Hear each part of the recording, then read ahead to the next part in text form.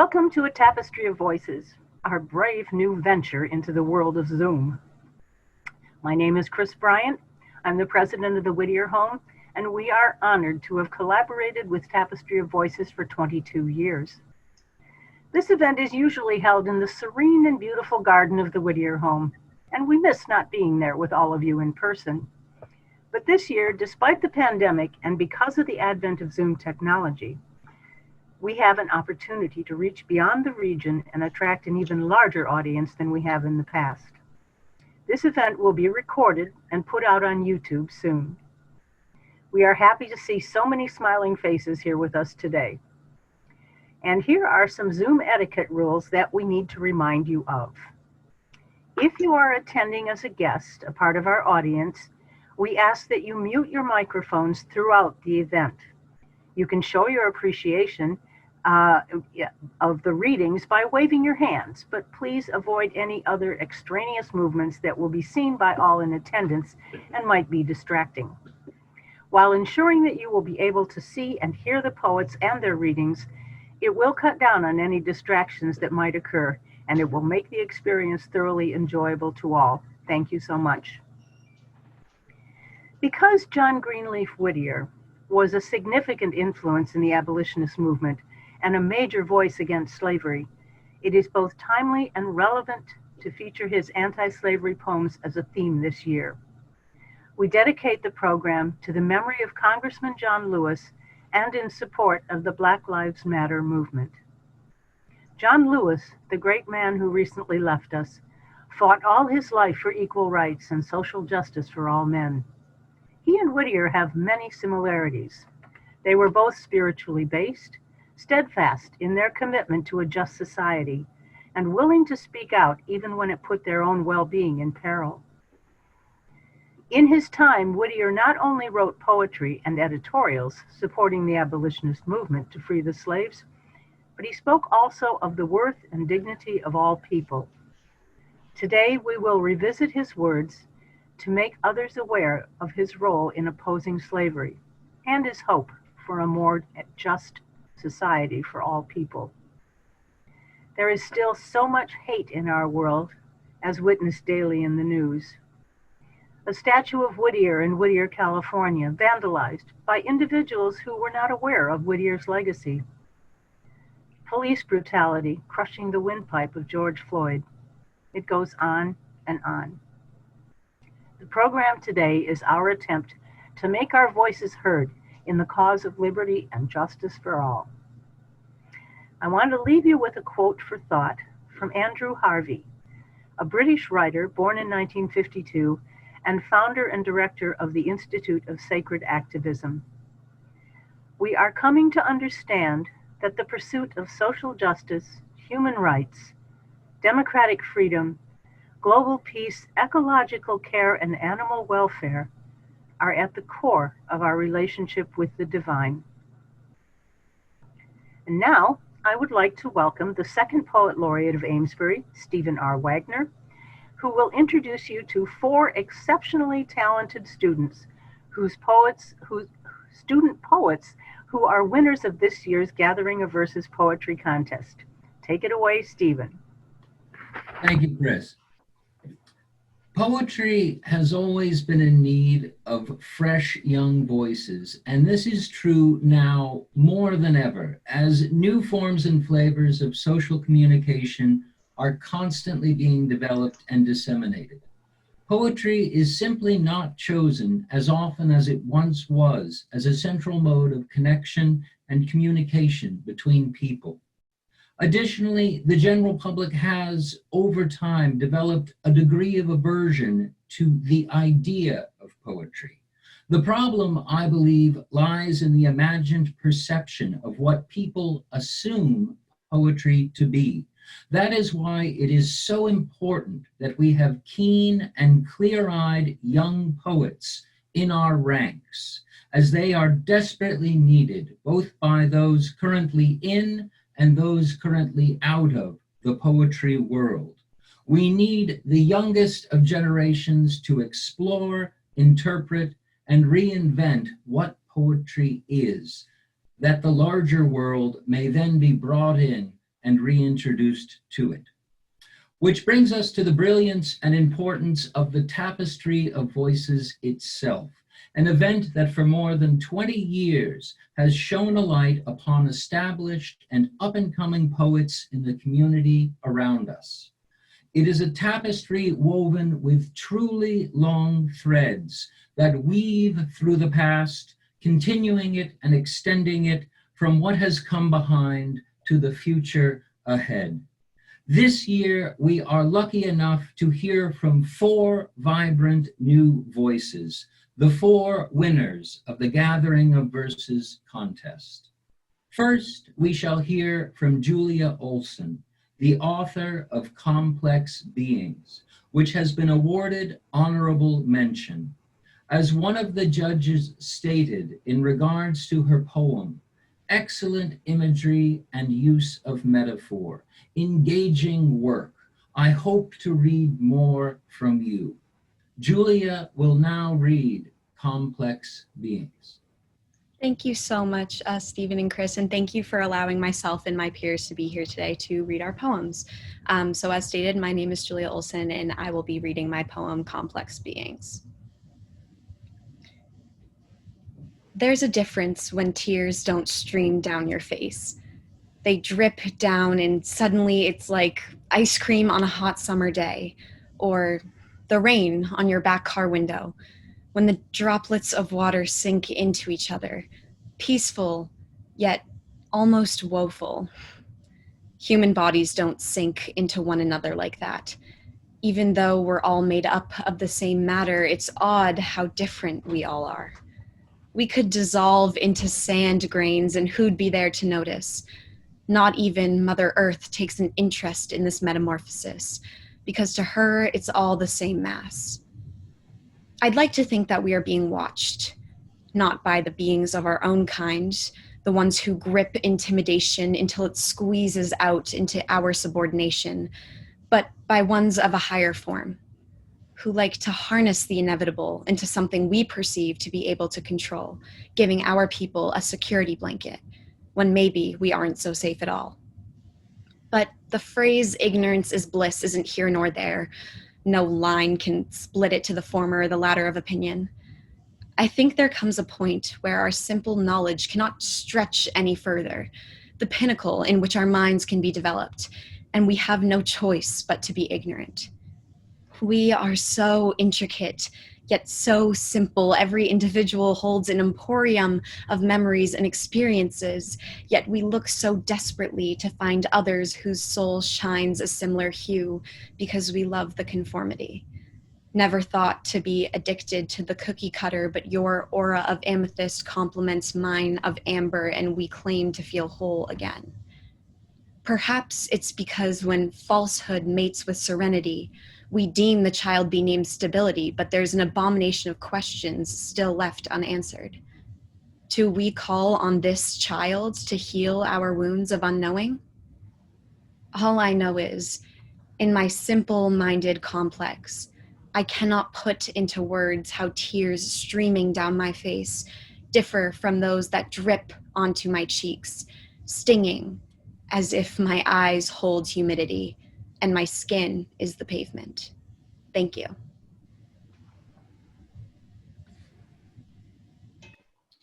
Thank you, Julia. We shall hear next from Alyssa Keith, the author of the author of Juliana Got Pepper Spray for Confirmation, which has been awarded 3rd place. As one of the judges stated in regards to her poem, I like her use of repetition and rhyme to move this poem along. She covers a lot of ground in tackling this difficult issue. Alyssa is also sisters with Emma Keith, who is another of our winners today. Alyssa will now read Juliana Got Pepper Spray for Confirmation, along with another original composition that she has written. Thank you so much for having all of us. And this is my sister, Emma. And we're going to be on the same screen today because her computer isn't working right. But this is Juliana Got Pepper Spray for Confirmation. I wonder what it's like to run like a 40-year-old man. Silver hair reflecting the dewy orange glow of morning as girl sits on her bed mourning. She can't go outside alone at 5 a.m. His legs hit the pavement guided by the light of the moon, or that's at least how I imagine it to be. Alone with the moon, a feeling that would bring any girl doom. After all, there's only a man on the moon to stand witness to the infatuation men seem to have with commenting on young girls' fitness. She carries his catcall like a new accessory, almost as permanent as the indentation from her purse pressing deeper into her shoulder. Her bag feels heavier today. Lip gloss bumps mirror, mirror collides with the newest edition, pepper spray. It came as a gift with a parenthetical, I hope you never have to use this, encased in a pink cover disguised as lipstick. Something that should stick out to any female is that even our weapons for self-defense are sexist. She carries his catcall like a new accessory, like the necklace with her name written in winding cursive she got at 13.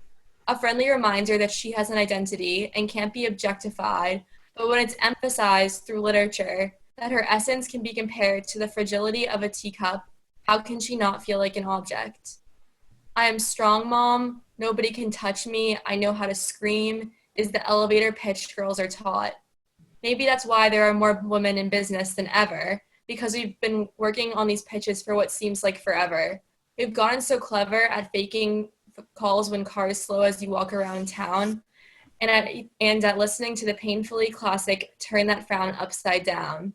She tells her mom she knows how to stand her ground. She's not like the fragile girls snatched up without a sound.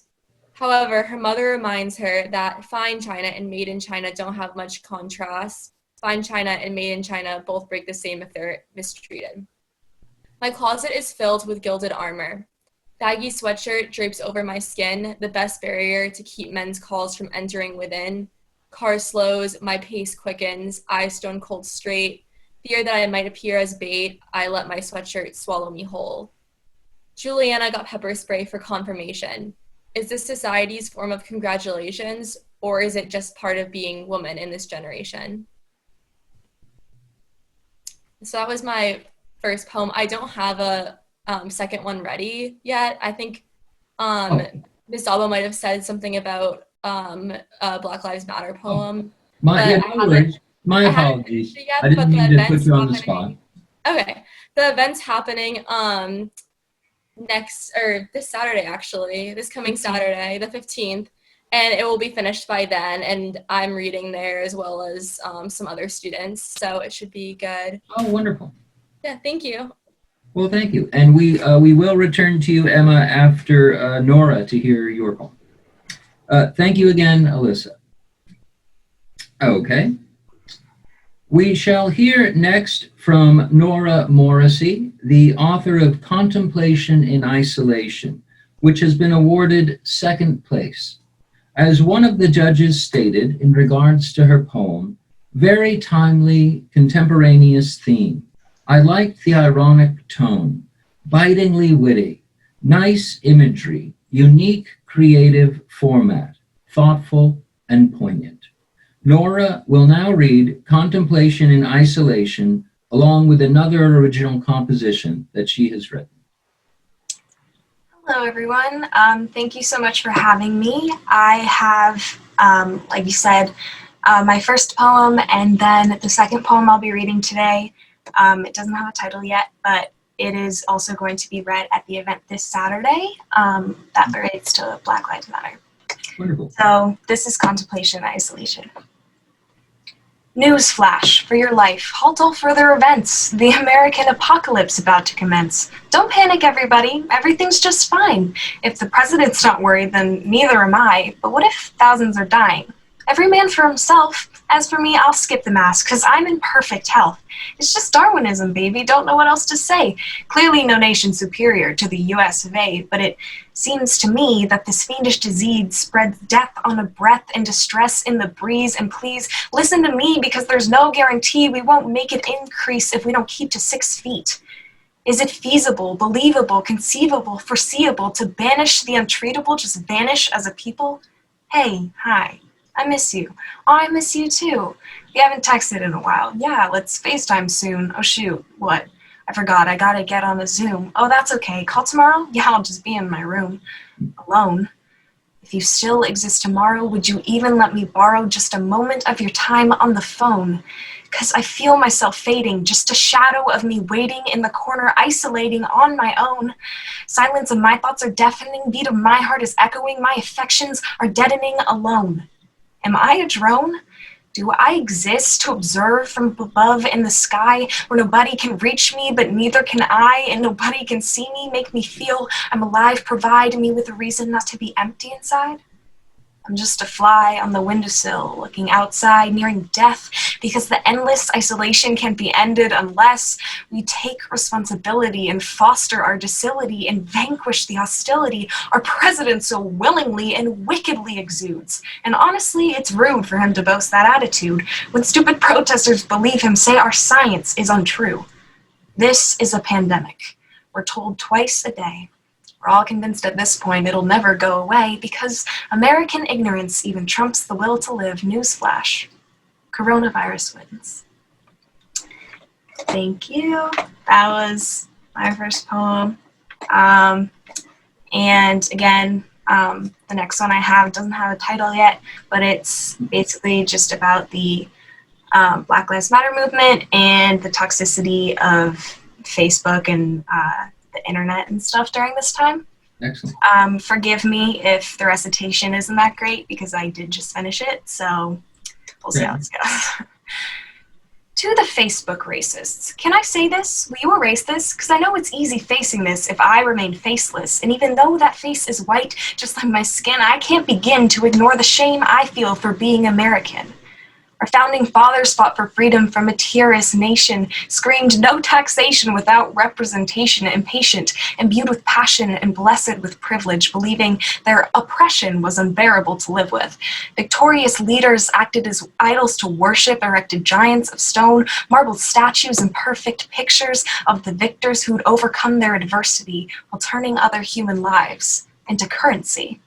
And currently, though the roles have shifted with the years, it appears that our leaders persevere as domineers, stifle centuries of tears, turn a million blind ears to the racism they fostered in the land of the fears. Home of the chains, home of the blame, home of my shame, that I live a life built on the backs of slaves. I bit the bullet of truth. It was ruthless, left me toothless, but the painful punch of privilege made me feel ashamed and foolish, like how it didn't occur, how my skin saved me from murder, how my sister's pale complexion let her speak, and people heard her. But the truth feeds the lies, and the lies twist the truth, paint history in white, spill blotches of black and blue, ignore the bruise, ignore the people living inside the stain. They'll go down in history with you never knowing their names. Say their names. Remember the martyrs that sparked the violence, the artists, the innovators, the instigators, the silence we were so afraid to shatter, perfect picture frames that clatter as the streets echo with cries of Black Lives Matter. A devout patriot would know their First Amendment, defend it, intend it to be used with intention, encourage contention rather than stifle dissension, and block all the haters that point out your condescension, not to mention your own claims to your infinite wisdom, reposting articles that portray police as the victims, deny their cogs in the system, refuse to listen to opposition, and say our protectors provide a safe place to live in. You boast all your values and frown at the violence, choosing to see the looting, not the message behind it, or just remain quiet, give a silent voice to compliance, deny its impact because you're not impacted by it. Ignorance is bliss until you kiss the face of reality and face your nationality, embrace your own morality, and watch as our nation goes up in flames. Say their names, recognize the movement they became. Because tales of our rebellion will be read by your kids. What will you say when they ask what you did? That's it. Thank you, guys. Thank you, Nora. We shall hear lastly from Emma Keith, the author of A Picture Perfect Frame, which has been awarded first place. As one of the judges stated in regards to her poem, I think A Picture Perfect Frame is an excellent poem. It's chock full of vivid imagery, beginning with off-brand honey wheat oatmeal squares, which perfectly captures what those are. The poem has an entrancing tone, pace, and story to it, and the author is able to deliver genuine insight into things without being preachy or didactic. A truly clear winner for me. Emma will now read A Picture Perfect Frame. Thank you. Okay, A Picture Perfect Frame. I'm sitting in our dimly lit dining room devouring my dinner. Off-brand honey wheat oatmeal squares. 10:28 p.m., Friday night. Across the room there's a coffee table, a clutter table, a home for the mediocre, miscellaneous, too unnecessary to merit a home. Behind the bulk of unwanted flyers and newspapers, my eyes look on the picture frame. It's smooth wood engraved with the word mother. But the image inside is one of my sister and I. I've always found it odd that there is no picture of my mother there. But looking at the photograph tonight, I see security. I see a mother framing her children. What I once thought was a misplacement now seems purposeful. In the photo, I'm a beaming 5-year-old girl. My poorly cut hair could qualify for a mullet. It sways swiftly behind me in photograph wind. I hug a stuffed tiger with one hand and my sister with the other. Mom's not the picture. She's the frame. She doesn't get a colored printed spotlight because as time goes on, we would push her out of the picture, and she would adapt to the edges like she always does. The frame. Thank you, Mom, for holding us together, for keeping life simple and sweet, like honey wheat oatmeal squares on a Friday night. Thank you. And this is the picture.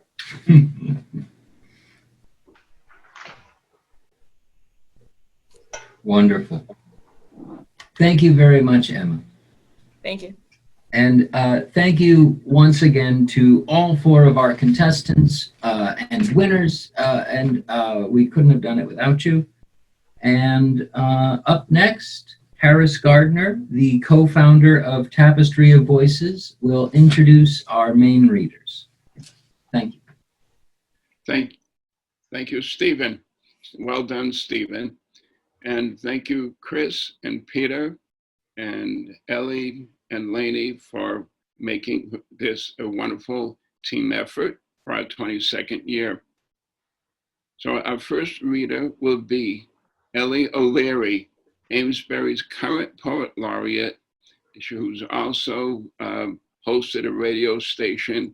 She has a lot of published credits and a new book out, and she'll be reading The Moral Warfare. Please welcome Ellie O'Leary. Okay, thank you, Harris. I'm going to read Whittier's poem, The Moral Warfare, that was actually first published in 1836 when he was about 30 years old, and he had just returned to Haverhill from Boston, or from Connecticut rather, due to his health. At that time, slavery had just been made illegal in Britain. Not that that went smoothly, but that's what was happening in the news then. So it's called The Moral Warfare. When freedom on her natal day within her war-rocked cradle lay, an iron race around her stood, baptized her infant brow in blood, and through the storm which kept her swept, their constant ward and watching kept. Then, where our quiet herds repose, the roar of baleful battle rose, and brethren of a common tongue to mortal strife as tigers sprung. And every gift on freedom's shrine was man for beast and blood for wine. Our fathers to their graves have gone, their strife is past, their triumph won, but sterner trials wait the race, which rises in their honored place. A moral warfare with the crime and folly of an evil time. So let it be, in God's own might, we gird us for the coming fight, and strong in him whose cause is ours, in conflict with unholy powers. We grasp the weapons he has given, the light and truth and love of heaven. So that's Whittier's poem.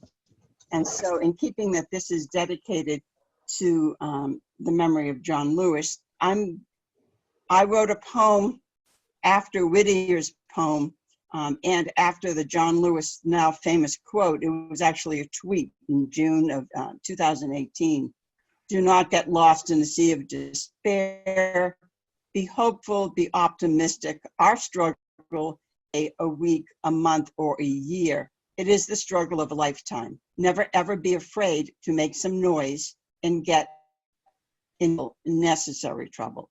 So that's the quote, and here's the poem. It's written in the same meter and following the rhyme scheme that Whittier had. Although I worked out the whole quote, it's one stanza shorter. So it's called Good Trouble. We should not get lost in the sea of despair. We should hear this plea. Be hopeful, be optimistic. Do not let the pessimistic among us take away our hope or our ability to cope. It's not the struggle of a day, nor a week, or a month. We say it's not the struggle of a year, but we must instead have to hear it's the struggle of a lifetime when we are young or in our prime. We are never to be afraid, never fear to have our hopes frayed. We must not fear to make some noise if we intend to reap the joys of getting into good trouble, into necessary trouble. Thank you.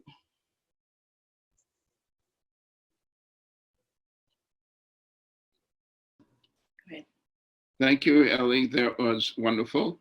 Our next reader will be the doyen and empress of the poetry universe, with approximately 20 collections published. And she's a founder of the Powwow River Poets. Please welcome Rena P. Espiat, reading Official Piety. I want to say before I read anything that it was such a powerful thing to hear those girls read. It's one of the best and most strengthening things that I've had the experience of lately. Thank you to all four of them.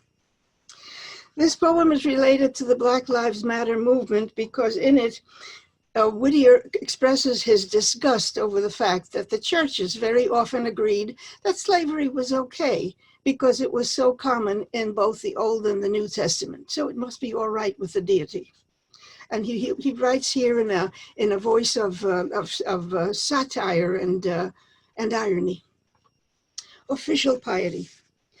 A pious magistrate, sound his praise throughout the wondering churches. Who shall henceforth doubt that the long-wished millennium draweth nigh? Sin in high places has become devout. Tithes mint, goes painful-faced, and praise its lie straight up to heaven and calls it piety. The pirate, watching from his bloody deck, the weltering galleon heavy with the gold of Acapulco, holding death in check while prayers are said, brows crossed, and beads are told. The robber, kneeling where the wayside cross on dark Abruzzo tells of life's dread loss, from his own carbine, glancing still abroad from some new victim, offering thanks to God. Rome, listening at her altars to the cry of midnight murder, while her hounds of hell scour France from baptized cannon and holy bell and thousand-throated priesthood, loud and high, pealing Te Deums to the shuddering sky, thanks to the Lord who giveth victory. What proved these but that crime was ne'er so black as ghostly cheer and pious thanks to lack? Satan is modest. At heaven's door he lays his evil offspring, and in scriptural phrase and saintly posture gives to God the praise and honor of the monstrous progeny. What marvel then in our own time to see his old devices smoothly acted o'er, official piety locking fast the door of hope against 3 million souls of men, brothers, God's children, Christ redeemed, and then with uprolled eyeballs and unbended knee, whining a prayer for help to hide the key. And I'll continue with a prayer of my own, with a poem of my own. And I am used to writing to John Greenleaf Whittier every year. I think the Whittier Home by now has a whole file of letters of mine, conversations of mine with Whittier, who is an old friend by now. This is called Virtual. Virtual, a visit with John Greenleaf Whittier. I'm here again. This really greeting has come to feel like old friends meeting. I wish it were all full of cheer, but no, alas, not so this year. With its pandemic, unemployment, long solitude, no shared enjoyment, and many in the halls of power wounding the nation hour by hour with lies, pursuing selfish goals, devoid of feelings, minds, and souls. Though the economy's a mess, with workers earning less and less, the rich get richer every day as tax breaks always go their way, while public services are fed watery soup and moldy bread. The black, the yellow, and the brown are systematically kept down, and the protectors of our streets sometimes beat those along their beats. I wish I had good news for you, and come to think of it, I do. Home from a day of heavy labor, a young man mows for an old neighbor. Friends in recovery to feed, committees form to fill that need. However they may choose to pitch in, some at the bedside or the kitchen, and some with car and shopping cart. It functions still, the human heart, and empathy, and conscious duty visible in the weary beauty of those whose task is satisfying the sick and somehow ease their dying. Justice, for strangers as for brothers, wants to be real. The death of others has hurt our young into believing that every death deserves our grieving. And better still, demands our turning from wrongs that keep our cities burning. Who says there's no good news to share? Goodness is ours everywhere, if we defend it, now and here, as once you did. See you next year. Thank you. Thank you. Okay. Thank you, Rena. And as Rena has a well-known workshop, this next poet up, Alfred Nicole, has a very well-known workshop, and there's a waiting list for both of them. Alfred Nicole, our next reader, has a number of collections also published, and he'll be reading from A Sabbath Scene. Please welcome Alfred Nicole.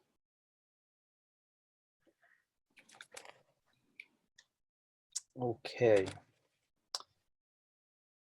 Frederick Douglass called Whittier the slave's poet, the poet most able to articulate the experience of those denied the means to speak for themselves. Douglass knew the power of words to change lives. He said the song, Run to Jesus, inspired his own escape to freedom.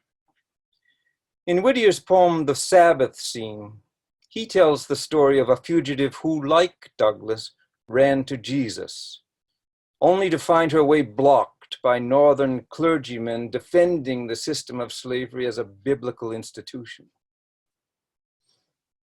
Scarce had the solemn Sabbath bell ceased quivering in the steeple.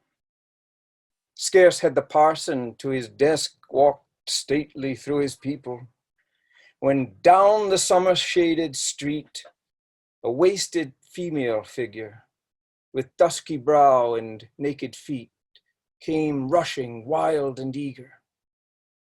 She saw the white spire through the trees. She heard the sweet hymn swelling, "Oh, pitying Christ, a refuge give that poor one in thy dwelling." Like a scared fawn before the hounds, right up the aisle she glided, while close behind her, whip in hand, a lank-haired hunter strided.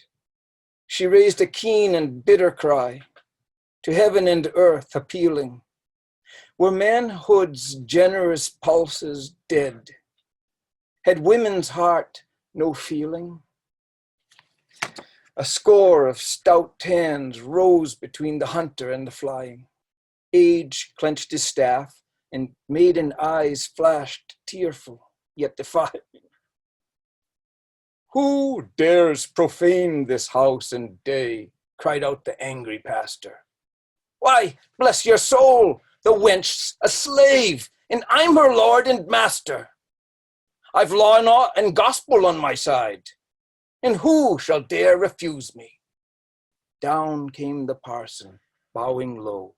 My good sir, pray excuse me. Of course, I know your right divine to own and work and whip her. Quick, deacon, throw that polyglot before the wench and trip her. Plump dropped the holy tome, and o'er its sacred pages stumbling, bound hand and foot, a slave once more, the hapless wretch lay trembling. I saw the parson tie the knots, the while his flock addressing the scriptural claims of slavery with text on text impressing. Although, said he, on Sabbath day all secular occupations are deadly sins, we must fulfill our moral obligations, and this commends itself as one to every conscience tender. As Paul sent back Onesimus, my Christian friends, we send her. Shriek rose on shriek. The Sabbath air her wild cries tore asunder. I listened with hushed breath to hear God answering with his thunder. All still. The very altar's cloth had smothered down her shrieking, and dumb she turned from face to face, for human pity seeking. I saw her dragged along the aisle, her shackles harshly clanking. I heard the parson over all the Lord devoutly thanking. My brain took fire. Is this, I cried, the end of prayer and preaching? Then down with pulpit, down with priest, and give us nature's teaching. Foul shame and scorn be on ye all who turn the good to evil and steal the Bible from the Lord to give it to the devil. So I'm going to read you a ballad of my own, which is the story of another fugitive, a man I met when I was not yet 20. And it's called Ballad of the Dapper Black Man. A hippie chick offered to share her wine at the bus stop outside the casino. We sat on her luggage, feeling free, slugging back the cheap vino. A dapper black man joined us there, as slick as a silver spoon, with a purple streak where his hair was parted and fingernails painted maroon. I like your attitude, he said, eyeing the bottle of wine. You've got an independent streak. You may have noticed mine. I'm not supposed to leave this town because I'm on parole. If I get caught, I lose my freedom. If I stay, I lose my soul. The walls are closing in on me. Can't take another day. My parole officer's in bed with my Thelma. I got to get away.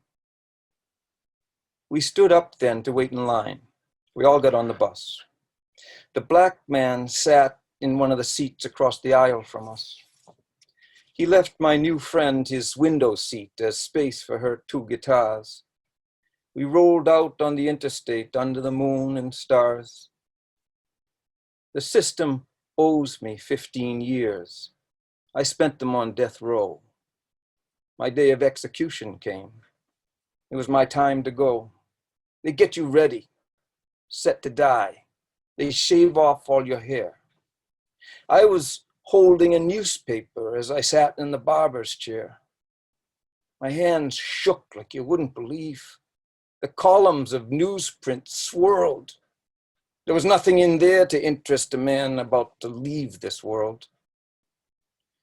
Then word arrived from the governor. Who could believe it was real? He unfolded the letter so we could see the signature and seal. I hated for anyone to see the things I felt inside, but I leapt up on the warden's desk. I crouched in the corner and cried. I felt just like an animal they left out of its cage. I screamed for joy at the top of my lungs. I swore out loud in rage. The girl beside me started to cry. She pleaded, "But you're free.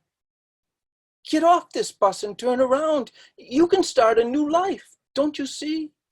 What if they track you down?" she asked. He stared at his blue suede shoes. "They will," he said. "Tomorrow night, they'll show me on the news. 'Cause I messed up that P.O.'s face. He's sleeping like the dead. But when he blinks awake, he'll find Thelma tied to the bed. That's why I got myself fixed up. New threads and a manicure. And this hairstyle I'm calling my violet streak will make an impression, I'm sure. You'll probably still be on the bus, so you won't be watching TV. But everybody else, and Thelma, it's the last they'll see of me." When we pulled into our next stop, the lights were flashing blue. The dapper black man waved goodbye. "Have a good life, you two."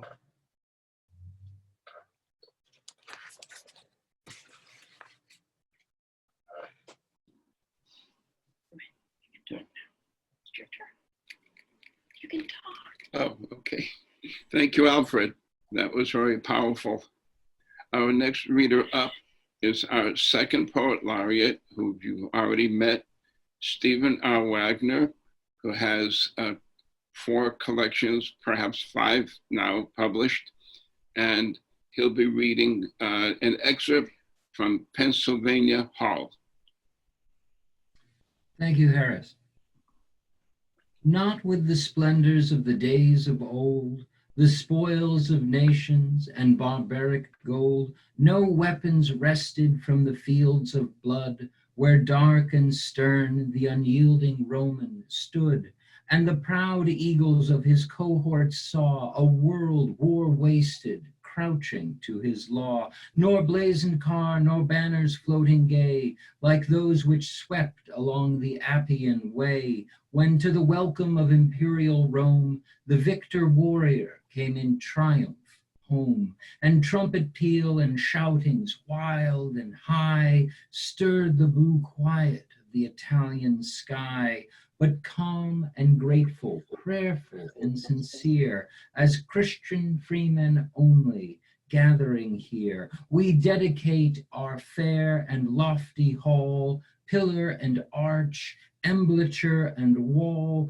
as virtue's shrine, as liberty's abode, sacred to freedom and to freedom's God. Here in stern judgment of the oppressor's wrong shall strong rebukings thrill on freedom's tongue. No partial justice hold the unequal scale, no pride of caste a brother's rights assail, no tyrant's mandates echo from this wall, holy to freedom and the rights of all, but a fair field where mind may close with mind, free as the sunshine and the chainless wind, where the high trust is fixed on truth alone, and bond and fetters from the soul are thrown, where wealth and rank and worldly pomp and might yield to the pressure of true and right.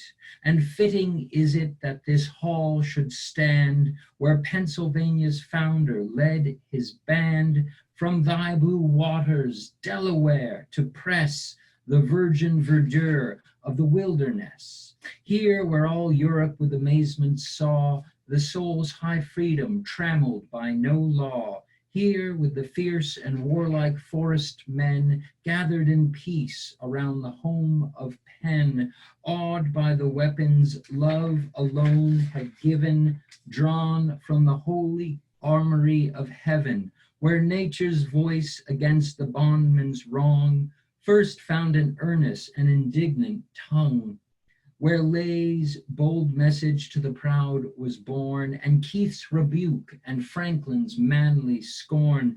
Fitting it is that here, where freedom first from her feet shook off the old world's dust, spread her white pinions to our western blast, and her free tresses to our sunshine cast, one hall should rise redeemed from slavery's ban, one temple sacred to the rights of man. Oh, if the spirits of the parted come, visiting angels to their olden home, if the dead fathers of the land look forth from their fair dwellings to the things of earth, is it a dream that with their eyes of love they gaze now on us from the bowers above?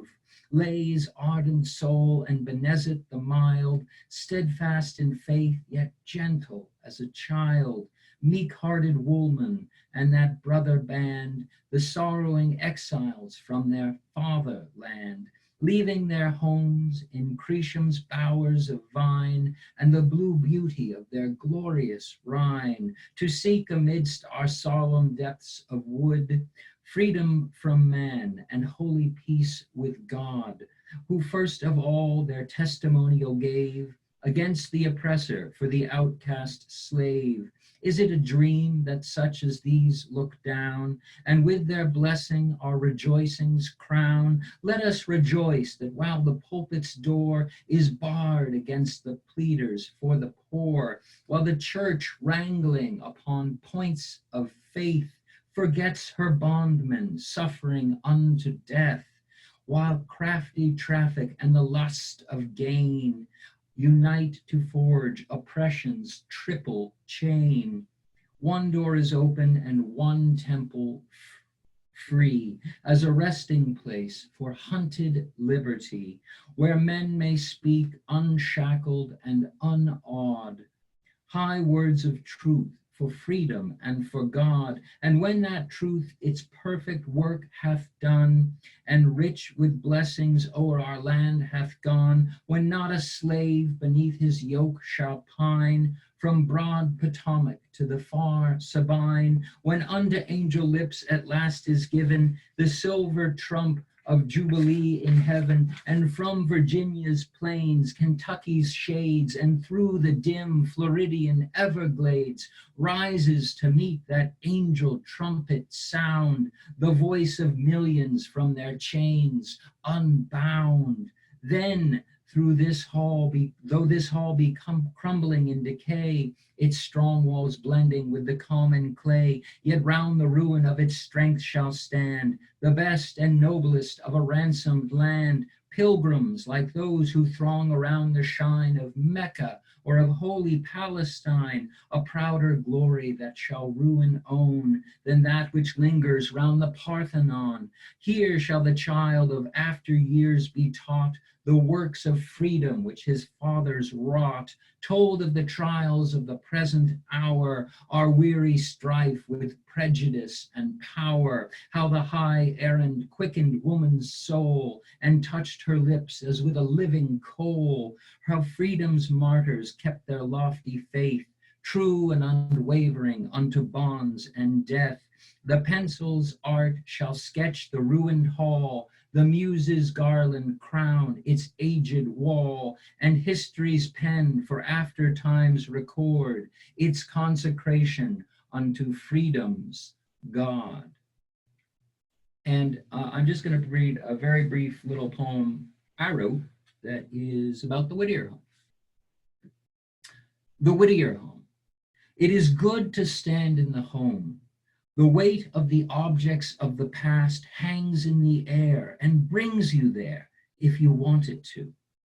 You can feel it, The paintings practically whisper to you. The everyday objects, too, are fascinating in and of themselves. The old brick hearth with all of its compartments for warming and cooking various things, the death mask, and the cast of his hand, those cannot but move you. They cannot but set your mind ablaze. Yet for me, the pinnacle is the cane on the wall, made from the wooden splintered wreckage of Pennsylvania Hall, which they burnt down around him, but he got past them, both then and now, and walked defiantly on with a survivor's stick of decency stolen from the wretched hearts of those who would let their own spirits sour in darkness. He would beat them back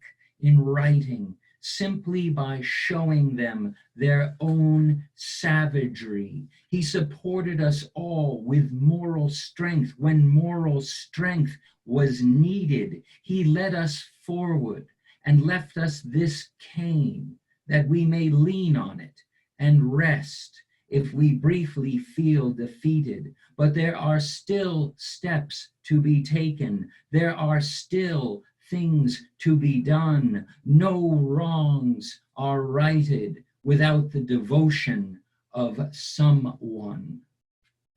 Thank you. You're on.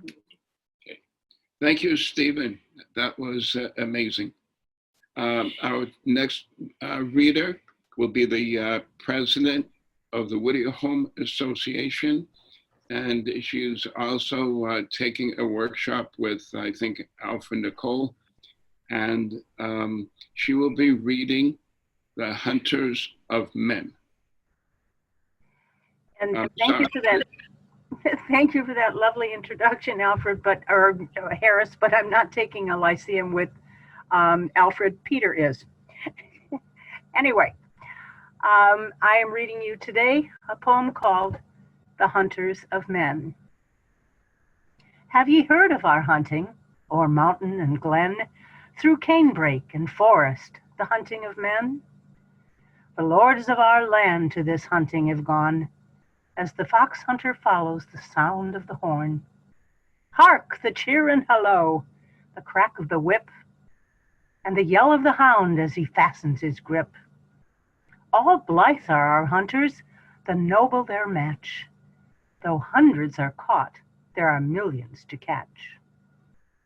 So speed to their hunting o'er mountain and glen, through canebrake and forest, the hunting of men.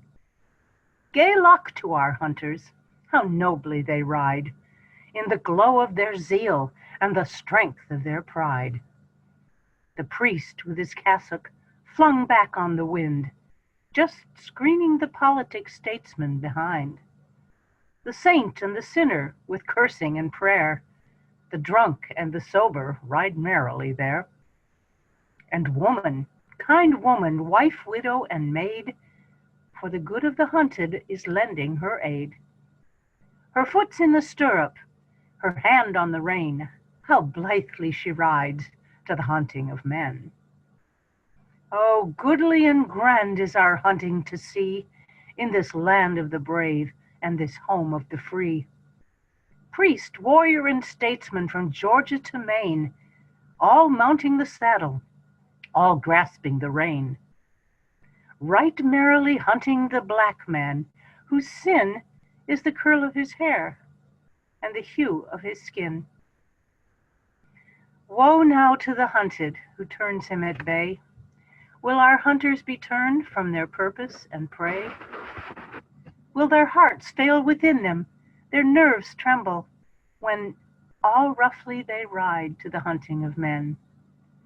Ho! Alms for our hunters, all weary and faint. Wax the curse of the sinner and prayer of the saint. The horn is wound faintly, the echoes are still, over canebrake and river and forest and hill. Haste! Alms for our hunters, the hunted once more have turned from their flight with their backs to the shore. What right have they here in the home of the white? shadowed o'er by our banner of freedom and right. Ho, alms for the hunters, or never again will they ride in their pomp to the hunting of men. Alms, alms for our hunters, why will ye delay, when their pride and their glory are melting away? The parson has turned, for on charge of his own, who goeth a warfare or hunting alone? The politic statesman looks back with a sigh. There is doubt in his heart, there is fear in his eye. Oh, haste, lest that doubting and fear shall prevail, and the head of his steed take the place of the tail. Oh, haste ere he leave us, for who will ride then, for pleasure or gain, to the hunting of men? You can speak. Okay, thank you very much, Chris. And our next reader up has a familiar last name, is Peter Bryant.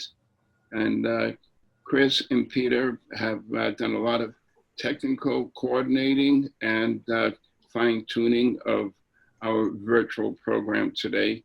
And Peter is indeed taking a workshop with Alf and Nicole. He will be presenting the Jubilee Singers.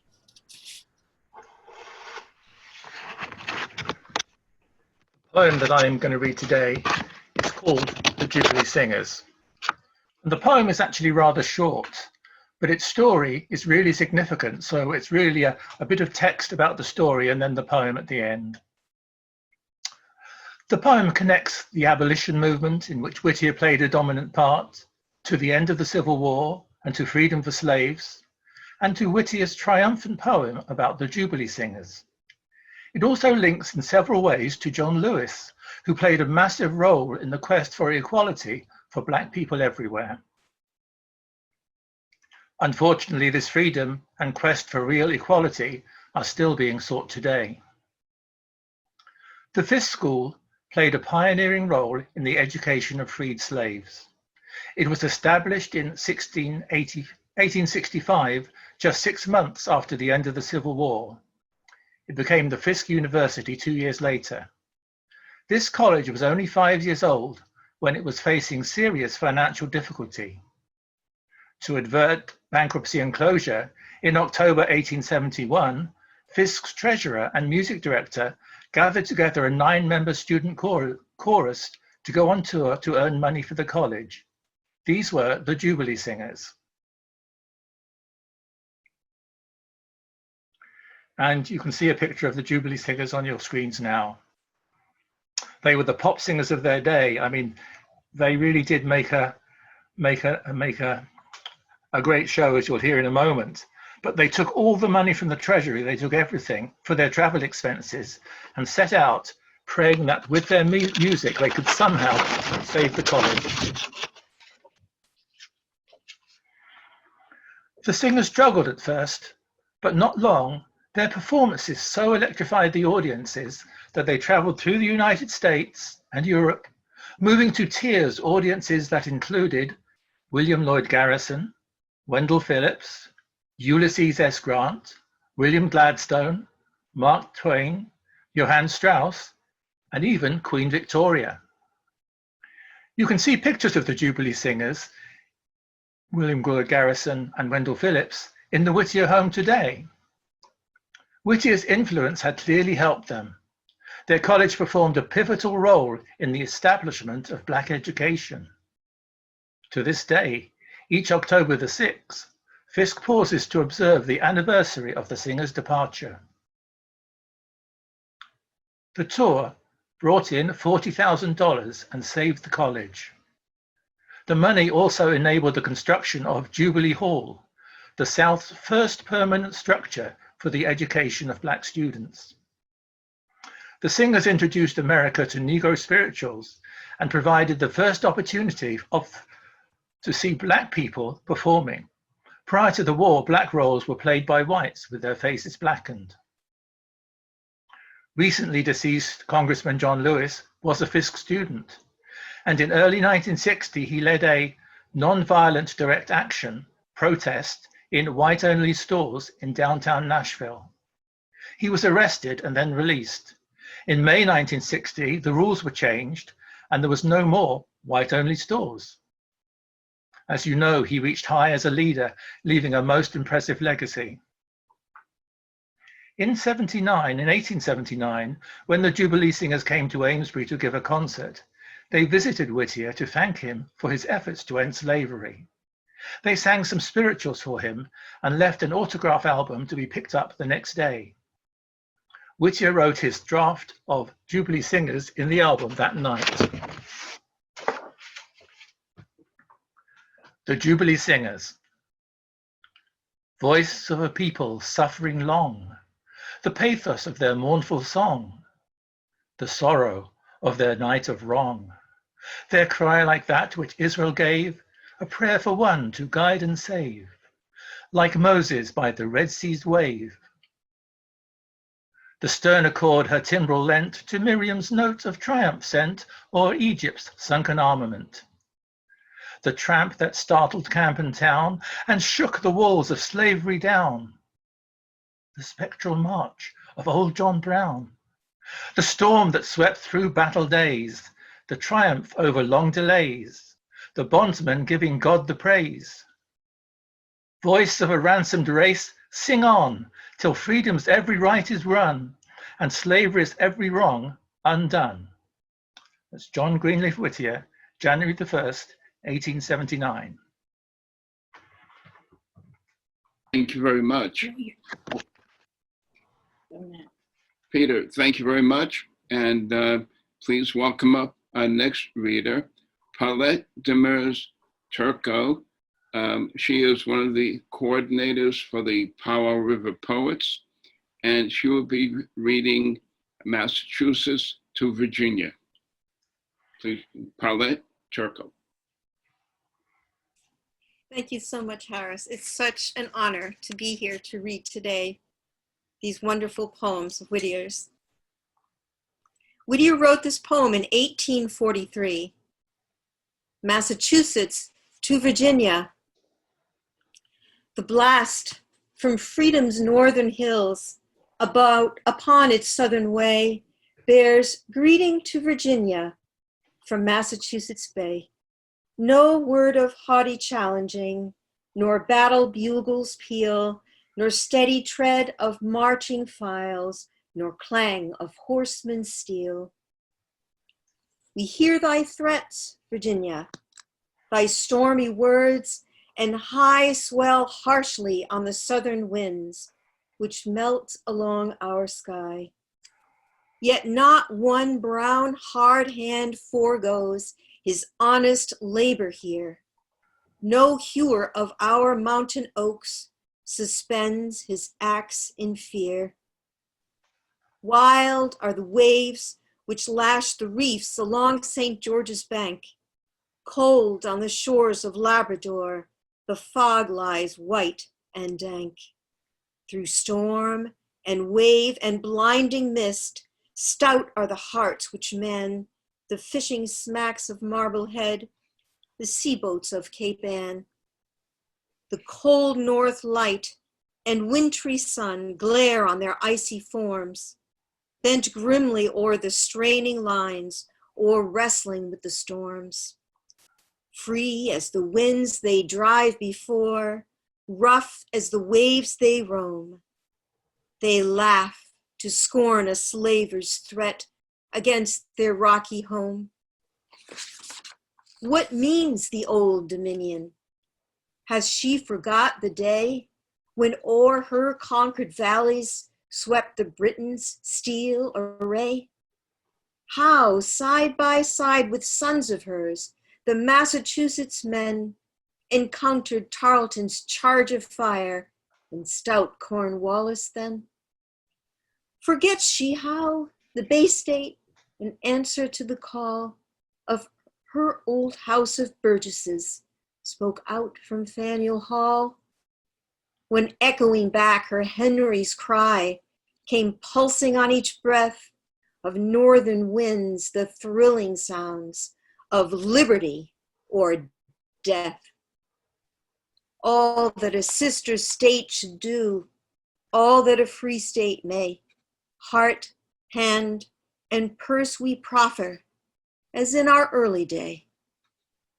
But that one dark loathsome burden ye must stagger with alone, and reap the bitter harvest which ye yourselves has sown. Hold, while ye may, your struggling slaves, and burden God's free air with women's shriek beneath the lash and manhood's wild despair. Cling closer to the cleaving curse that writes upon your plains the blasting of almighty wrath against a land of chains. From where through the calm repose of cultured vales and fringing woods the gentle Nashua flows, to where Wachusett's wintry blasts the mountain larches stir, swelled up to heaven the thrilling cry of God save Latimer. The voice of Massachusetts, of her free sons and daughters, deep calling into deep aloud the sound of many waters. Against the burden of that voice, what tyrant power shall stand? No fetters in the Bay State, no slave upon her land. Look to it well, Virginians. In calmness we have borne, in answer to our faith and trust, your insult and your scorn. You've spurned our kindest counsels. You've hunted for our lies and shaken round our hearths and homes your manacles and gyves. We wage no war. We lift no arm. We fling no torch within the fire damps of the quaking mind beneath your soil of sin. We leave ye with your bondmen to wrestle while ye can with the strong upward tendencies and godlike soul of man. But for us and for our children, the vow which we have given for freedom and humanity is registered in heaven. No slave hunt in our borders, no pirate on our strand, no fetters in the Bay State, no slave upon our land.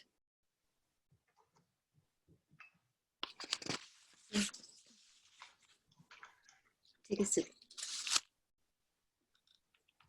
I will read a poem I wrote for George Floyd. For George Floyd, May 25, 2020. I have an epigraph. All I ask of our brethren is that they take their feet off our necks. Spoken by Ruth Bader Ginsburg to the Supreme Court in 1973, quoting Sarah Grimke from 1838. A man buys cigarettes, 1 pack, pays cash, a 20. 2 store clerks approach his car, claim the bill he used is counterfeit. They say he must repay. Go back inside, call the police, and claim the man is drunk. Police arrive, approach the car.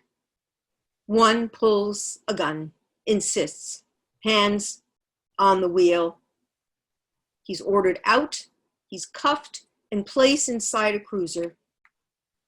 Claims claustrophobia, and he's pulled out, forced down. He's powerless, prone to the ground. Onlookers' cell phone videos capture the scene. Officers act. The first, knee on his neck. The second, knees on his back. A third, full force on his legs. A fourth stands by, watchful. He rasps, again, again, I can't breathe. A growing crowd shouts, listen, he can't breathe. 8 minutes pass. He passes out. The crowd yells out, "Call 911." Police claim just routine. He dies en route of cardiac arrest without skilled help from EMS. Killed after buying a pack of cigarettes. Killed from actions taken by 4 police, like Eric Garner, chokehold, Staten Island, like Michael Brown, shot in the back, Ferguson, like Laquan McDonald, shot in the back, Chicago, like Walter Scott, shot in the back, North Charleston, like Tamir Rice, shot while playing, Cleveland, killed, all of them killed. Black Lives Matter. Thank you. You can speak. Thank you, Paulette. That was quite awesome. Thank you, and powerful. Our next reader will be Priscilla Turner-Spada, and she'll be reading A Summons. Please welcome Priscilla Turner-Spada. Thank you, Harris. Thank you very much to you and Lainey for keeping Tapestry of Voices going all these years, and to the Whittier House for hosting and all their work for this day. I'm reading 2 poems by Whittier and then one very short one of my own. The first one is called A Summons, and this was written on the adoption of bills in the House and Senate of the United States Congress that made it a penal offense for the post office to distribute any written material of any kind on the subject of slavery in any state or territory that had a law against doing so. And as you know now, we have issues with the post office today. A summons. Men of the Northland, where's the manly spirit of the true-hearted and the unshackled gone? Sons of old free men, do we inherit their names alone? Is the old pilgrim spirit quenched within us? Stoops the strong manhood of our souls so low that mammon's lure or party's wile can win us to silence now? Now, when our land to ruin's brink is verging, in God's name, let us speak while there is time. Now, when the padlocks for our lips are forging, silence is a crime. What shall we henceforth humbly ask as favors, rights all our own? In madness shall we barter for treacherous peace the freedom nature gave us, God and our charter? Here shall the statesman forge his human fetters, here the false jurist human rights deny, and the church, their proud and skilled abettors, make truth a lie? Torture the pages of the hallowed Bible to sanction crime and robbery and blood, and in oppression's hateful service libel both man and God? Shall our New England stand erect no longer, but stoop in chains upon her downward way, thicker to gather on her limbs and stronger day after day?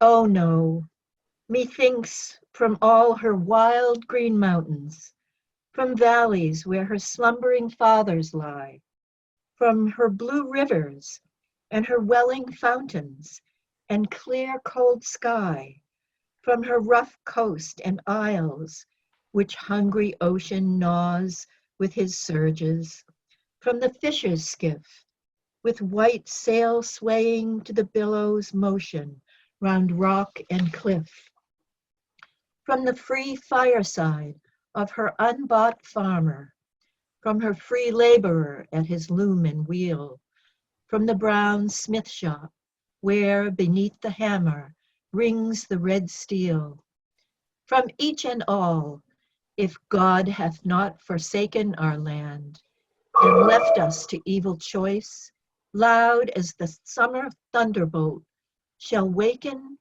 a people's voice.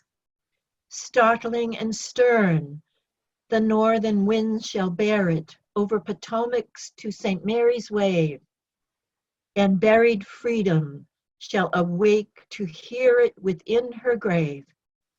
Oh, let that voice go forth, the bondman sighing by Santee's wave in Mississippi's cane shall feel the hope within his bosom dying revive again. Let it go forth, the millions who are gazing sadly upon us from afar shall smile, and unto God devout thanksgiving raising. Bless us the while. Oh, for your ancient freedom, pure and holy, for the deliverance of a groaning earth, for the wronged captive, bleeding, crushed, and lowly. Let it go forth. Sons of the best of fathers, will ye falter with all they left ye periled and at stake? Oh, once again in freedom's holy altar, the fire awake. Prayer, strengthen for the trial, come together, put on the harness for the moral fight, and with the blessing of your heavenly Father, maintain the right. That was called a summons. Now I will read a poem called Adjustment. It's a religious poem of Whittier's. I thought it appropriate for the times, especially the lines that say, love yet remains, its rosary of good deeds, counting in task-field and o'er-peopled town. I dedicate this to all the frontline workers and the marchers in the streets. Adjustment. The tree of faith its bare dry boughs must shed, that nearer heaven the living ones may climb. The false must fail, though from our shores of time the old lament be heard. Great Pan is dead. That wail is error's, from his high place hurled. This sharp recoil is evil undertrod. Our time's unrest, an angel sent of God, troubling with life the waters of the world. Even as they list, the winds of the Spirit blow to turn or break our century-rusted veins. Sands shift and waste, the rock alone remains, where, led by heaven, the strong tides come and go, and storm clouds, rent by thunderbolt and wind, leave free of mist the permanent stars behind. Therefore I trust, although to outward sense both true and false seem shaken, I will hold with newer light my reverence for the old, and calmly wait the births of providence. No gain is lost. The clear-eyed saints look down, untroubled on the wreck of schemes and creeds.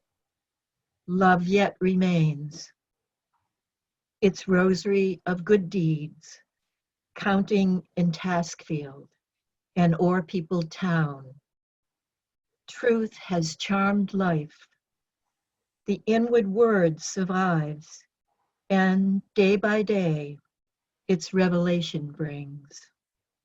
Faith, hope, and charity, whatsoever things which cannot be shaken, stand.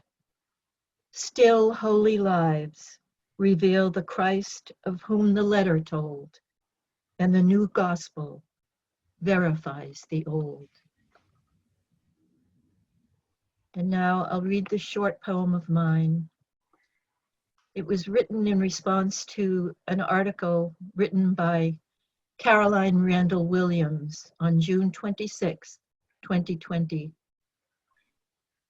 It's called what she wrote. You want a Confederate monument? My body is a Confederate monument. She is a light-skinned Black woman, descended from slaveholders. My poem is called, Is the Color of My Skin a Sin? This is a triolet. Is the color of my skin a sin? You have tried to deny me. I won't step back. I walk along. You ask me where I've been.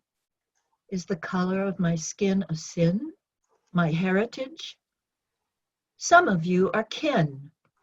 Look at our family trees. Let's trace the tracks. It's your sin, the shade, the color of my skin. You have tried to deny me. I won't step back. Thank you. Thank you very much, Priscilla. That was very nicely done. Our next reader is a longtime teacher from Newburyport High School and a longtime coach of their slam team. And please welcome Debbie Sabo reading the rendition. Thank you, Harris and Lainey and Peter and everybody who put this together. And special thanks to Chris, because every year when she emails me and asks me to read, I have to email her right back and say, can you give me some suggestions? Which she does faithfully. And this year when she sent me her suggestion of the rendition, she said, make sure you read the background. So here is the background very briefly. On the 2nd of June, 1854, Anthony Burns, a fugitive slave from Virginia, after being under arrest for 10 days in the Boston courthouse, was remanded to slavery under the Fugitive Slave Act and taken down State Street to a steamer chartered by the United States government under guard of the United States troops and artillery. Massachusetts, sorry about that. Under guard of the United States troops and artillery, Massachusetts militia, and the Boston police, all of them. Public excitement ran high, a futile attempt to rescue Burns having been made during his confinement, and the streets were crowded with tens of thousands of people, of whom many came from other towns and cities of the state to witness the humiliating spectacle. So that is the background, and here's Whittier's poem, The Rendition. I heard the train's shrill whistle call. I saw an earnest look beseech, and rather by that look than speech, my neighbor told me all. And as I thought of liberty marched handcuffed down that sordid street, the solid earth beneath my feet reeled fluid as the sea. I felt a sense of bitter loss, shame, tearless grief, and stifling wrath, and loathing fear, as if my path a serpent stretched across. All love of home, all pride of place, all generous confidence and trust sank smothering in that deep disgust and anguish of disgrace. Down on my native hills of June, and home's green quiet hiding all fell sudden darkness like the fall of midnight upon noon. And law, an unloosed maniac, strong, blood drunken, through the blackness trod, hoarse shouting in the ear of God the blasphemy of wrong. O mother, from thy memories proud, thy old renown, dear Commonwealth, lend this dead air a breeze of health, and smite with stars this cloud. Mother of freedom, wise and brave, rise awful in thy strength, I said. Ah me, I spake but to the dead. I stood upon her grave. So that's the poem. And in the past, some of you know, I've tended to write a parody of Whittier, or I think last year or the year before, I wrote a Dear John letter to him, breaking up with him. But when I saw the topic of this year, I knew that I could find absolutely no humor in what was going on in the country right now. And so this is not a funny poem. And it's also not formal verse, which I've tended to write in the past. Again, because I always tell my students that form and structure ideally should relate to meaning. And my feelings about this topic are so chaotic and frazzled. So here's my poem. This is in response to Whittier's poem, The Rendition. And this is the confession. I used to believe that slavery had nothing much to do with me. As the child of a survivor of the Holocaust, I'd already lost my aunts and uncles. My cousins had died. Surely I was on the side of the victimized. That was the narrative I bought growing up in New York City. I thought everyone more or less got along. My first date was to a SNCC meeting. I remember my heart beating, feeling strong in my conviction as we listened to each speaker preaching loud and clear that we would overcome. Even when I taught in Boston, during school desegregation, I felt without hesitation I was on the side of good. I'd read Frederick Douglass. I know he's long dead, unlike our current leader who has sawdust in his head, but I digress. I'd read Huck Finn. I taught it too, along with Baldwin and Angelou and Dunbar and Baraka, to name just a few.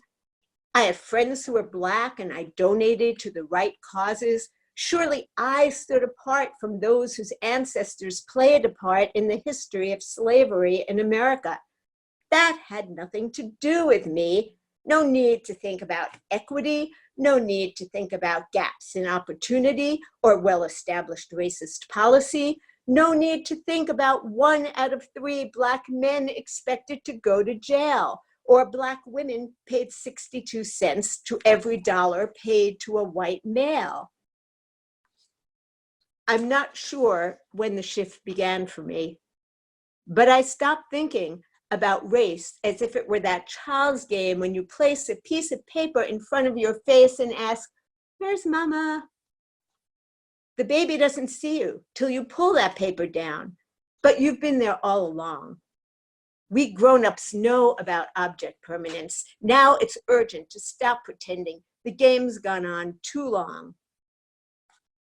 In 1854, Anthony Burns, a fugitive slave, was paraded through the Boston streets. Everyone watched as freedom faded. He almost made it, but the shameful law stood planted firmly on the side of wrong. Now, 2020 hindsight forces me to see my role in this travesty. My role watching silently as immigrant children are stored in cages, as dreamers are threatened with deportation, as law contorts itself until its pages make a mockery of our democracy. Forgive me, freedom, for I have been guilty of a subtle sin, unable or unwilling to imagine life without you by my side. But I live in the city of Whittier and Garrison, men who dedicated their lives to abolition. Surely their legacy demands that we carry on their work toward equality and justice. So I pledge my participation in the creation of an anti-racist nation where hateful acts are not tolerated, where justice for some is not belated, where human beings are not berated for the darkness of their skin. And I pledge to keep reflecting, digging into old beliefs lying deep within. That's the place I've got to face in order to begin. Thank you. Thank you, Debbie. That was Debbie Sabo. And our next reader is Tony Treadway, who's one of the primary coordinators of events for the Power River Poets. Please welcome Tony Treadway reading Luther's Hymn. Thank you. So nice to be here, and so to read and respect and promulgate the poetry of men like Whittier and his colleagues. The poem that I will read is called Eine feste Burg ist unseren Gott, also known as Luther's Hymn, and some of us might know it as A Mighty Fortress is Our God, and I could hum it for you. I'm sorry I'm losing the light in this room. I need it to read. We wait beneath the furnace blast, the pangs of transformation. Not painlessly doth God recast and mold anew the nation. Hot burns the fire where wrongs expire, nor spares the hand that from the land uproots the ancient evil. The hand-breath cloud the sages feared, its bloody rain is dropping. The poison plant the fathers spared, all else is overtopping. East, west, south, north, it curses the earth. All justice dies, and fraud and lies live only in its shadow. What gives the wheat field blades of steel? What points that rebel cannon? What sets the roaring rabble's heel on the old star-spangled pennon? What breaks the oath of the men of the South? What whets the knife for the Union's life? Hark to the answer: slavery.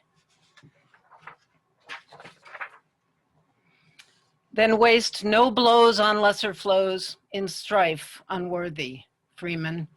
God lifts today the veil and shows the features of the demon. O North and South, its victims both, can ye not cry, let slavery die and union find in freedom? What though the cast out spirit tear the nation in his going? We who have shared the guilt must share the pang of its overthrowing. Whatever the loss, whatever the cross, shall they complain of present pain who trust in God hereafter? For who what leans on his right arm was ever yet forsaken? What righteous cause can suffer harm if he its part has taken? Though wild and loud and dark this cloud, behold its folds, his hand upholds the calm sky of tomorrow. Above the maddening cry for blood, above the wild war drumming, let freedom's voice be heard, with good the evil overcoming. Give prayer and purse to stay the curse, whose wrong we share, whose shame we bear, whose end shall gladden heaven. In vain the bells of war shall ring, of triumphs and revenges, while still is spared the evil thing that severs and estranges. But blessed the ear that yet shall hear the jubilant bell that rings the knell of slavery forever. Then let the selfish lip be dumb, and hushed the breath of sighing, before the joy of peace must come the pains of purifying. God gave us grace, each in his place, to bear his lot, and murmuring not, endure and speak and labor. This poem was published in 1861 in New York City in a publication called The Independent. And for me, it's a reminder that words matter, and our words matter, and our actions matter, because it is said that this poem had an effect on Abraham Lincoln in making him write the Emancipation Proclamation. Thank you.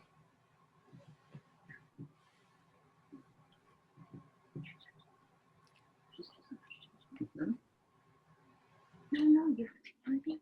Oh, I'm unmuted. Okay. Sorry. Okay, so thank you very much, Tony. And our next reader is Amesbury's first poet laureate. And she has also a number of collections published. And she's also an environmentalist.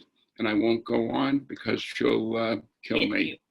Anyway, please welcome Lainey Seneschal reading Lines from a Letter to a Young Clerical Friend.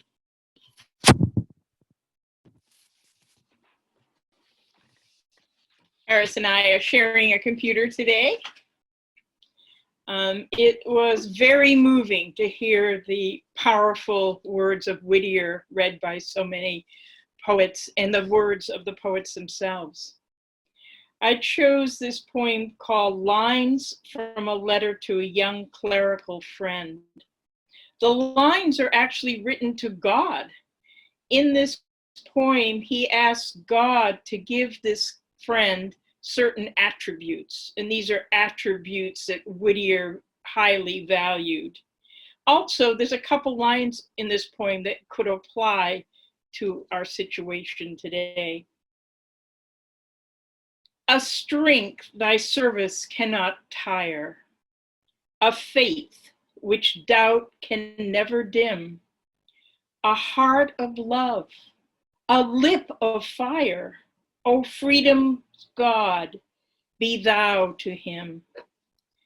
Speak through him words of power and fear, as through thy prophet bards of old, and let a scornful people hear once more thy Sinai thunders rolled. For lying lips thy blessings seek, and hands of blood are raised to thee, and on thy children, crushed and weak, the oppressor plants his kneeling knee. Let then, O God, thy servant dare thy truth in all its power to tell, unmask the priestly thieves, and tear the Bible from the grasp of hell. Chase back the shadows gray and old of the dead ages from his way, and let his hopeful eyes behold the dawn of thy millennial day. That day when fettered limb and mind shall know the truth which maketh free, and he alone who loves his kind shall childlike claim the love of thee. And I have a really short poem, just concerns for our times. It's untitled. At this time, one desires a rest from the struggles that seem to pepper the hours. What will history give for our story? Will our words slide away, or will there, without any remembrance? Or will there be gratitude for our many sacrifices? The powers that be may try to play loose with what has unfolded, to rope in any rumors, secure their unsteady seat, and not let the truth prevail. And I'm going to introduce our last poet, which is our host, Harris Gardner, who is the co-founder of Tapestry of Voices, who's worked with the Whittier Home for 22 years to bring Whittier's poetry to the world. And he's also the editor of Ibbotson Street. Please welcome Harris Gardner. Thank you, Lainey. I also want to mention that Lainey is the other co-founder of Tapestry of Voices. Enough. Okay, she said enough. So my poem is to William Lloyd Garrison. And William Lloyd Garrison and Whittier had a very close working relationship. in the abolitionist movement. William Lloyd Garrison from Newburyport, Whittier from Amesbury, and they worked on the abolitionist newspaper, The Liberator, together. And Garrison published many of Whittier's poems in The Liberator. Anyway, this is to William Lloyd Garrison. Champion of those who groan beneath oppression's iron hand. In view of penury, hate, and death, I see thee fearless stand, still bearing up thy lofty brow in the steadfast strength of truth, in manhood sealing well the vow and promise of thy youth. Go on, for thou hast chosen well, on in the strength of God, long as the one human heart shall dwell beneath the tyrant's rod. Speak in a slumbering nation's ear, as thou hast ever spoken, until the dead in sin shall hear the fetters link be broken. I love thee with a brother's love. I feel my pulses thrill to mark thy spirit soar above the cloud of human ill. My heart hath leaped to answer thine and echo back thy words, and leaps the warriors at the shine and flash of kindred swords. They tell me that thou art rash and vain, a searcher after fame, that thou art striving but to gain a long enduring name, that thou hast served the Afric hand and steeled the Afric's heart, to shake aloft the vengeful brand and rend his chain apart. Have I not known thee well and read thy mighty purpose long, and watched the trials which have made the human spirit strong? And shall the slanderous demon breath avail with one like me, to dim the sunshine of my faith and earnest trust in thee? Go on, the dagger's point may glare amid thy pathway's gloom. The fate which sternly threatens there is glorious martyrdom. Then onward with a martyr's zeal, and wait thy sure reward, when man to man no more shall kneel, and God alone be Lord. So this is my answer to today's events in our society, the lamentable events they are dealing with even as we speak. This is called What Matters. There are those who erroneously condone the use of pepper spray on throngs in mainly peaceful protests. Why have elected sycophants let slide racial injustice for so long? It's just wrong. The seat of our country foments a gaping divide, but no more will symbols of hate dismay. Statues are toppling, Confederate flags are beginning to be banned. Rope nooses on the wane, but still crop up like a dragon's tooth.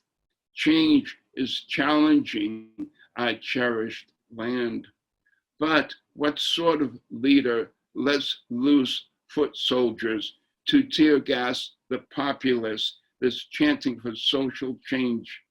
Or who allows incognito officers in unmarked vans to abduct non-violent protesters whose lesser crime is creation of graffiti in unlawful places?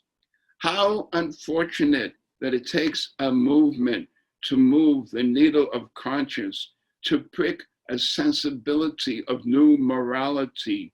Words of the righteous are often drowned in cacophony of deniers. Appeals fell on ears that heard not. So many eyes saw not for so long.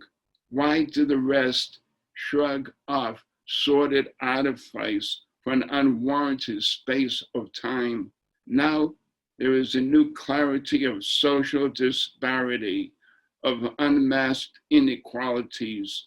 A deluge has ended the dry spell of justice delayed. Our nation has been served notice, even though there are still those who erect walls to subdue communication. The struggle has been embraced by venting throngs. Masses advance in the cause for true parity. Let us show gratitude for all those who oppose tyranny in its many guises. Have we truly awakened from our troubled slumber? What verdicts will the future pass on the present tumultuous events? Remove the knee from the necks of inert minorities. Break the links forged by toxic autocracies. Let us never forget the promises, those broken and restored. Words have strength both to injure and to heal. Let us hope that this appeal is heard to bind historic wounds of erased and recorded wrongs. How much longer must we endure the lack of equality and justice for all? Only new answers will remove the festering cancer. How long will it take with so much at stake?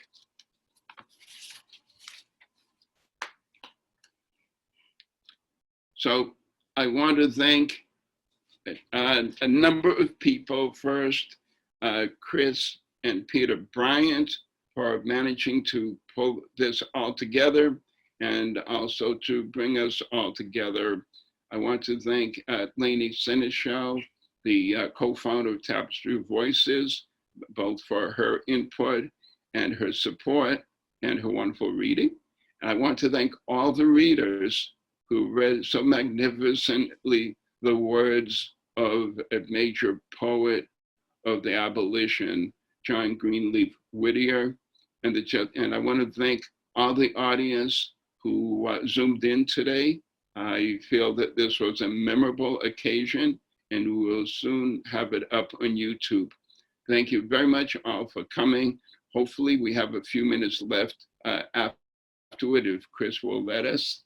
I hope we can say hellos a little bit, and thank you all once again. Hopefully next year we'll be live. If not, we'll Zoom again. Chris? Thank you, Harris. Thank you so much. And if people would like to unmute themselves, just don't all try and talk at once, but because nobody will be able to hear anything. So go for it. We do have about 10 minutes left. Good. Nice work, you guys. Nice work. Thank you, everybody. Yes, it was wonderful. I think Thank you. everybody did such a beautiful job, and they brought out poems by Whitman that are just right for the occasion, but then your own as well. I thought it was beautiful from beginning to end. Likewise, Rena. It was such an honor to read with everyone. Thank you, everyone, for your poems and for the poem of Whittier that you on the driveway. Thank you. Such a powerful block of readers and poems. Unbelievable. What a message. It's great that we got a going. record. And thank you to our very well-behaved audience. You guys stayed on mute. You were fantastic. You waved your hands, and we are so glad you joined us for this remarkable event. All right. When is it going to be aired? I have no idea. We have to edit it first. Because We have to edit it first, particularly I think with some of the volume adjusted and things. I'm planning to inform half the planet. Oh, good. Who's that, Me Rena? too, yeah. Thanks, Rena. We're gonna do that. Chris, I just took a picture of Debbie Zabo when she was speaking. I did it about 6 times, Debbie, to make sure I had a good photo of you. And Say hello. put it on the Whittier Home Facebook page. So if once I get a list of all the readers today, I'll be glad to add those as well. Well, my husband, who's up in the attic doing his thing, whatever he does in the attic, decided to come down just when I was reading and stick his arm in. And meanwhile, my students are texting me going, ha ha, we saw your husband. That was the highlight of the event for them. And then I screwed up reading Whittier because I was hitting him with my other hand. One hand had the paper, the other one elbow was in his ribs. But that's what happens when you have to Zoom. Yeah, Zoom is a challenge, believe me. Hello, I'm Joanna. Hello. Joanna, hi, thanks for coming. I just got, Milton helped us off the mute, otherwise I would have spoken before, but this day was wonderful to me, and it brings back all the joys of being in the poetry world, and I congratulate everyone. It was beautiful. Thank you so much. Nice to hear from you, Joanna. It was great to see you. Great to see you in Milton too. Too bad we're not sitting on Laney's porch over the lake. I know. I feel bad about that. Nice to hear all the familiar voices. This is Ken, of course. Joanna has read for Tapestry of Voices in the past. At Whittier. At Whittier. Many years. I went to Whittier too. It was delightful. I loved it. Yeah. Hi, Ken. Thanks again. Okay. Hi there. How are you, Harris? Good. It was nice to hear Rena, too. Hello, Ken. That is Both of you. Love you. Ken, hi. You're spectacular, Rita. You must be near my age, and you're still going strong. You're wonderful. No, I'm much older than you. I'm older than the sea and the hills. All right. How old you are. You won't tell. Tell how old you are. I'll tell how old I am if you'll tell how old you are. I'm 88. Right? 86? 88. 88. Oh, you got me. I'll be 86 in October. On October 16th, I'll be 86. A mere girl. A mere girl. I admire you so much that you're still going strong. Oh, that's mutual. That's mutual love.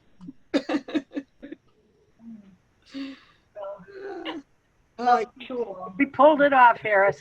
You two are incredible. Thanks to everybody. All did a wonderful effort. Oh, it was a magnificent. Just such strong poetry. Everybody read so well. They had wonderful selections. Their own poetry was very moving. And I'll tell you what, those young people got us started in the right direction. You got it. They were marvelous. The young people were just wonderful. All of them read too fast for me. I am in love with all of this them generation. Fast. I want to find more, and the rest of you who are more experienced read your work just at the right pace.